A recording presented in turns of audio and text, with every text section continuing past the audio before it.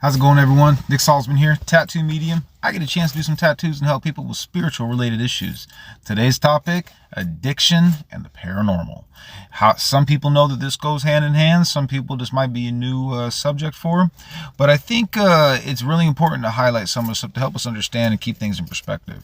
So I know that there's many of us out there that have someone in their life, or maybe yourself have dealt with addiction, whether it be, like cigarettes, alcohol, drugs, whatever, right? We all have our own vices and stuff, okay?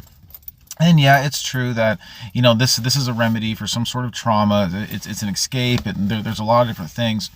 But what if something like started with like an emotion and then was slowly just like triggered and triggered and triggered over and over? And so anybody that's like really dealt with addiction before knows like how strong this is in the mind to overcome and how hard it can be, just because your mind really tries to find ways to make it okay. And so what we have to understand is sometimes this has to do with our emotions, but what oftentimes if you're getting images of like going and having a drink or going and using again or doing something like that, more times than not, it's being influenced. And so when we have spirits around us, now this is something that it could be non-human spirits that do this stuff. It could also be people. And so the two main places that these hang out would be like bars, nightclubs, and hospitals. They're definitely the two main places that you can take this kind of stuff home with you. So it's important to understand that when we're dealing with people in our lives that have addiction issues, and we're just like, well, why don't you just quit? It's like so easy to do that, right? There actually might be more going on to it than you understand, and more that we're willing to know.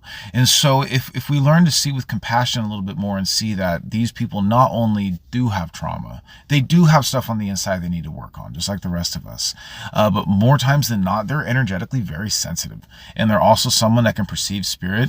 How many people you know out there that have ever done stuff where, like, say, like methamphetamine, I know a lot, that when people stay up for long periods of time, they start to hallucinate and they start seeing what they think are shadow people and stuff. And are they hallucinating, or is the veil starting to thin for them because they're in such a state of being where they're tired and they're kind of strung out, and all of a sudden this kind of stuff starts becoming visible to them because they're in that vibration? And so anyone that's ever dealt with this kind of stuff and seen that kind of stuff knows how powerful remembering it can be.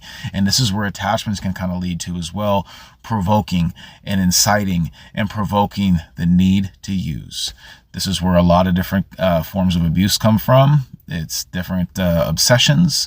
And this is where, I think a lot of our help can come from. First, we understand the trauma, but then we also look in the energy field to see what's triggering the trauma.